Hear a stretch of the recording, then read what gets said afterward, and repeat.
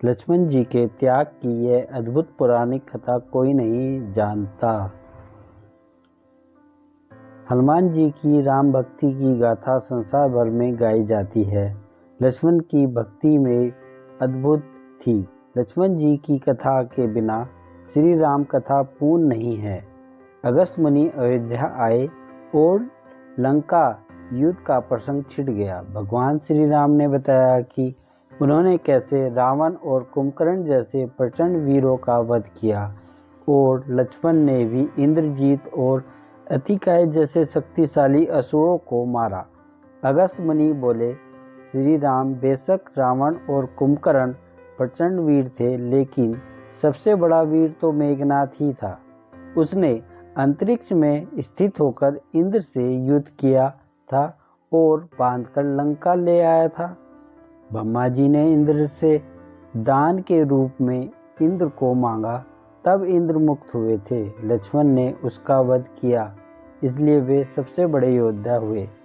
श्री राम को आश्चर्य हुआ, लेकिन भाई की वीरता की प्रशंसा से वे खुश थे। फिर भी उनके मन में जिज्ञासा पैदा हुई कि आखिर अगस्त मुनि ऐसा क्यों कह रहे हैं कि इंद्रजीत का वध रावण से ज़्यादा मुश्किल था।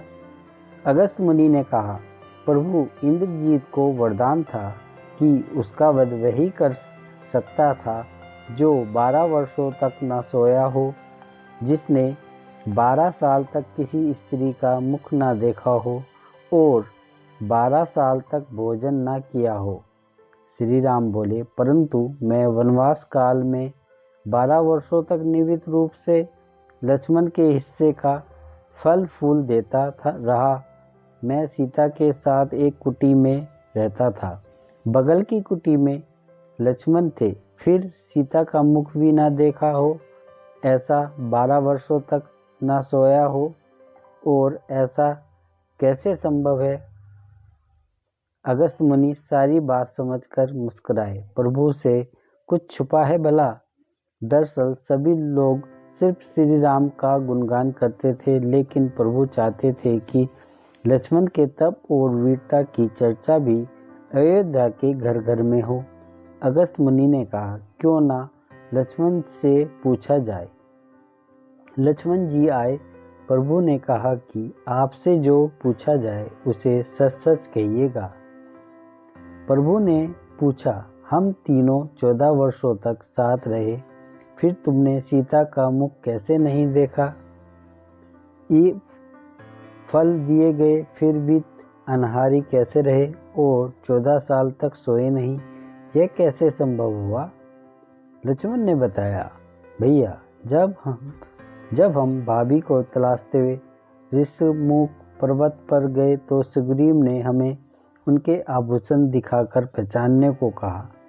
आपको स्मरण होगा कि मैं तो सिवाय उनके पैरों के नुपुर के कोई आभूषण नहीं पहचान पाया था, क्योंकि मैंने कभी भी उनके चरणों के ऊपर देखा ही नहीं।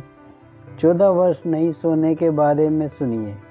आप और माता एक कुटिया में सोते थे। मैं रात भर बाहर धनुष बाण चढ़ाए पहरेदारी में खड़ा रहता था। निद्रा ने मेरी आंखों पर कब्जा करने की कोशिश की तो मैंने निद्रा को अपने बाण से बेध दिया था। निद्रा ने हार कर स्वीकार किया कि वह 14 साल तक मुझे स्पर्श नहीं करेगी। लेकिन जब श्री राम का अयोध्या में राज्याभिषेक हो रहा होगा और मैं उनके पीछे सेवक की तरह छत्र लिए खड़ा रहूँगा, तब वह मुझे घेरेगी। आपको याद होगा, राज्याभिषेक के समय मेरे हाथ से छत्र गिर गया था। अब मैं 14 साल तक अनहारी कैसे रहा। मैं जो फल फूल लाता था, आप उनके 3 भाग करते थे। एक भाग देकर आप मुझसे कहते थे कि लक्ष्मण, फल रख लो। आपने कभी फल खाने को नहीं कहा। फिर मैं बिना आपकी आज्ञा के मैं उसे कैसे खाता। मैंने उन्हें संभाल कर रख दिया। सभी फल उसी कुटिया में अभी भी रखे होंगे। प्रभु के आदेश पर लक्ष्मण जी चित्रकूट की कुटिया में से वे सारे फलों की टोकरी लेकर आए और दरबार में रख दिया। फलों की गिनती हुई तो 7 दिन के हिस्से के फल नहीं थे। प्रभु ने कहा, इसका अर्थ है कि तुमने 7 दिन तो आहार लिया ही था। लक्ष्मण जी ने 7 फल कम होने के बारे में बताया कि उन 7 दिनों में फल आए ही नहीं। जिस दिन हमें पिताजी के स्वर्गवासी होने की सूचना मिली, हम निहारी रहे। जिस दिन रावण ने माता का हरण किया, उस दिन फल लाने कौन जाता? जिस दिन समुद्र की साधना कर आप उनसे राह मांग रहे थे, जिस दिन आप इंद्रजीत के नागपाश में बंधकर दिन भर अचेत रहे, जिस दिन इंद्रजीत ने मायावी सीता को काटा था और हम शोक में रहे, जिस दिन रावण ने मुझे शक्ति मारी और जिस दिन आपने रावण वध किया, इन दिनों में हमें भोजन की सुध कहाँ थी? विश्वामित्र मुनि से मैंने एक अतिरिक्त विद्या का ज्ञान लिया था, बिना आहार किए जीने की विद्या। उनके प्रयोग से मैंने 14 साल तक अपनी भूख को नियंत्रण कर सका, जिससे इंद्रजीत मारा गया।